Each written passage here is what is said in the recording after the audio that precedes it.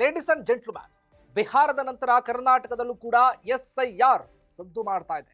ಚುನಾವಣಾ ಆಯೋಗದ ನಿರ್ದೇಶನದಂತೆ ಮತದಾರರನ್ನ ಪರಿಷ್ಕರಿಸುವ ಈ ವಿಶೇಷ ತೀವ್ರ ಪರಿಷ್ಕರಣೆ ಮಾಡೋದಕ್ಕೆ ಕರ್ನಾಟಕದಲ್ಲಿ ಮುಹೂರ್ತ ಫಿಕ್ಸ್ ಆಗಿದೆ. ಮತಗಳವು ಕುರಿತ ಕಾಂಗ್ರೆಸ್ನ ಆರೋಪದ ಹಿನ್ನೆಲೆಯಲ್ಲಿ ಎಸ್ಐಆರ್ ಸರ್ವೆ ನಡೆಯಲಿದೆ. ಇದರ ಸಾಧಕ ಬಾಧಕಗಳೇನು?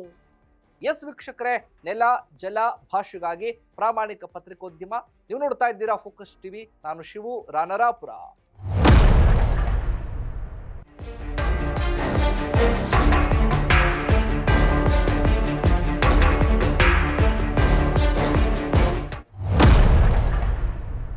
ಕಳೆದ ಲೋಕಸಭಾ ಚುನಾವಣೆಯಲ್ಲಿ ದೇಶದಲ್ಲಿ ಮತಗಳವು ಹಿನ್ನೆಲೆಯಲ್ಲಿ ಕೇಂದ್ರದಲ್ಲಿ ಮತ್ತೊಮ್ಮೆ ಬಿಜೆಪಿ ಅಧಿಕಾರದ ಚುಕ್ಕಾಣಿ ಹಿಡಿದಿದೆ ಅಂತ ಕಾಂಗ್ರೆಸ್ ಆರೋಪ ಮಾಡಿತ್ತು. ಕಾಂಗ್ರೆಸ್ ಆರೋಪಕ್ಕೆ ಮಿತ್ರ ಪಕ್ಷಗಳು ಕೂಡ ಸಾಥ್ ಕೊಟ್ಟಿದ್ವು. ಅಲ್ಲದೆ ಇದಕ್ಕೆ ಇವಿಎಂ ಯಂತ್ರದಲ್ಲಿ ಟ್ಯಾಂಪರಿಂಗ್ ಕೂಡ ಕಾರಣ ಅಂತ ವಿಪಕ್ಷಗಳು ಆರೋಪ ಮಾಡಿತ್ತು. ಈ ವಿಚಾರ ಲೋಕಸಭೆಯಲ್ಲಿ ತೀವ್ರ ಕೋಲಾಹಲ ಉಂಟು ಮಾಡಿತ್ತು. ಈ ಹಿನ್ನೆಲೆಯಲ್ಲಿ ಕೇಂದ್ರ ಚುನಾವಣಾ ಆಯೋಗ ವಿಶೇಷ ತೀವ್ರ ಮತಪಟ್ಟಿಯ ಪರಿಷ್ಕರಣೆಗೆ ಮುಂದಾಗಿತ್ತು. ಎಸ್ಐಆರ್ ಜಾರಿಗೆ ಬಂದ ಬಳಿಕ ಬಿಹಾರ ವಿಧಾನಸಭೆಯಲ್ಲಿ ಇದರ ಪ್ರಯೋಗ ಆಯಿತು. ಈ ಮೂಲಕ ನಡೆದ ಪಾರದರ್ಶಕ ಚುನಾವಣೆ ಹಿನ್ನೆಲೆಯಲ್ಲಿ ಆ ರಾಜ್ಯದಲ್ಲಿ ಎನ್ಡಿಎ ನೇತೃತ್ವದ ಪಕ್ಷ ಅಧಿಕಾರಕ್ಕೆ ಬಂತು.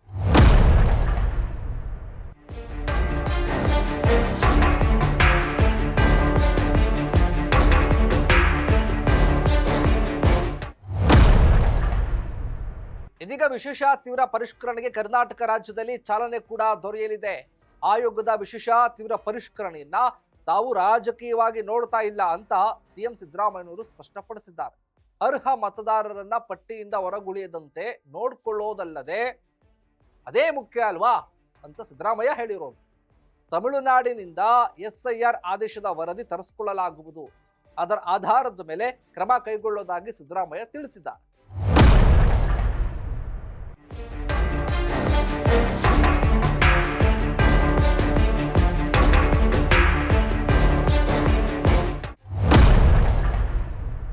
ಕರ್ನಾಟಕದಲ್ಲಿ ಇತ್ತೀಚೆಗೆ ವೋಟ್ ಚೋರಿ ಆರೋಪಗಳು ಕೇಳಿ ಬಂದಿದ್ವು. ಹೀಗಾಗಿ ಕರ್ನಾಟಕದಲ್ಲಿಯೂ ಕೂಡ ಮತದಾರರ ಪಟ್ಟಿ ಪರಿಷ್ಕರಣೆಗೆ ಕೇಂದ್ರ ಚುನಾವಣಾ ಆಯೋಗ ಮುಂದಾಗಿದೆ. ಕಳೆದ ಲೋಕಸಭಾ ಚುನಾವಣೆ ವೇಳೆ ನಕಲಿ ಮತದಾನಗಳು ನಡೆದಿದ್ದಾವೆ ಅಂತ ಕಾಂಗ್ರೆಸ್ನ ನಾಯಕ ರಾಹುಲ್ ಗಾಂಧಿ ಆರೋಪ ಮಾಡಿದ್ರು. ಬೆಂಗಳೂರಿನ ಮಹದೇವಪುರ ವಿಧಾನಸಭಾ ಕ್ಷೇತ್ರದಲ್ಲಿ ಅತ್ಯಧಿಕವಾಗಿ ಮತಗಳ್ಳತನ ಆಗಿದೆ ಅಂತ ಕೂಡ ರಾಹುಲ್ ಆರೋಪ ಮಾಡಿದ್ರು. ಆಳಂದ ಮತಕ್ಷೇತ್ರದಲ್ಲೂ ಕೂಡ ಮತಗಳ್ಳತನ ನಡೆದಿದ್ದಾಗಿ ವರದಿಯಾಗಿತ್ತು. ಈ ಹಿನ್ನೆಲೆಯಲ್ಲಿ ರಾಜ್ಯ ಸರ್ಕಾರ ಎಸ್ಐಟಿ ನೇಮಿಸಿ ತನಿಖೆಗೆ ಆದೇಶ ಕೂಡ ಕೊಟ್ಟಿತ್ತು. ಎಸ್ಐಆರ್ ಅಂದ್ರೆ ಮತದಾರರ ಗುರುತಿನ ಚೀಟಿಗಳ ವಿಶೇಷ ಪರಿಶೀಲನೆ. ಈ ಮೂಲಕ ಅರ್ಹ ಮತದಾರರಿಗೆ ಮಾತ್ರ ಮತದಾನದ ಹಕ್ಕನ್ನ ನೀಡಲಾಗುತ್ತೆ. ಅನಧಿಕೃತವಾಗಿರುವಂತಹ ಮತದಾರರ ಗುರುತಿನ ಚೀಟಿಗಳನ್ನ ಹೊಂದಿರುವ ನಾಗರಿಕರನ್ನ ಮತದಾರರ ಪಟ್ಟಿಯಿಂದ ಕಿತ್ತೊಗೆಯಲಾಗುತ್ತೆ. ಮತದಾರರ ಗುರುತಿನ ಚೀಟಿಗಳ ವಿಶೇಷ ಪರಿಶೀಲನೆಯಲ್ಲಿ ಮತದಾರರ ಗುರುತಿನ ಚೀಟಿಯ ನಕಲು ಪ್ರತಿಗಳು, ತಮ್ಮ ಫೋಟೋ ಹಾಗೆ ವಿಳಾಸ ದೃಢೀಕರಣ ಪ್ರಮಾಣ ಪತ್ರಗಳನ್ನ ವಿಳಾಸ ದೃಢೀಕರಣಕ್ಕೆ ಪರಿಗಣಿಸಲಾಗುವುದಿಲ್ಲ ಅಂತ ಚುನಾವಣಾ ಆಯೋಗ ತಿಳಿಸಿರೋದು. ದೇಶದ 10 ರಿಂದ 15 ರಾಜ್ಯಗಳಲ್ಲಿ ಎಸ್ಐಆರ್ ಜಾರಿಗೊಳಿಸಲು ಕೇಂದ್ರ ಚುನಾವಣಾ ಆಯೋಗ ನಿರ್ಧಾರ ಮಾಡಿದೆ. ಕೇರಳ, ತಮಿಳುನಾಡು, ಪಶ್ಚಿಮ ಬಂಗಾಳ, ಅಸ್ಸಾಂ, ಪುದುಚೇರಿ ರಾಜ್ಯಗಳು ಸೇರ್ಕೊಂಡಿದ್ದಾವೆ.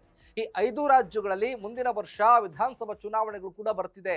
ಹೀಗಾಗಿ ಆ ರಾಜ್ಯಗಳಲ್ಲಿ ಎಸ್ಐಆರ್ ಈ ಮೂಲಕ ಮತದಾರರ ಪಟ್ಟಿ ಪರಿಷ್ಕರಣೆಗೆ ನಿರ್ಧಾರ ಮಾಡಲಾಗಿದೆ.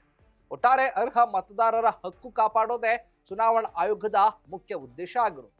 ಇದಾಗಿತ್ತು ಫೋಕಸ್ನ ಸ್ಪೆಷಲ್ ರಿಪೋರ್ಟ್. ನೆಲ ಜಲ ಭಾಷೆಗಾಗಿ ನೋಡ್ತಾ ಇರಿ ಫೋಕಸ್ ಟಿವಿ.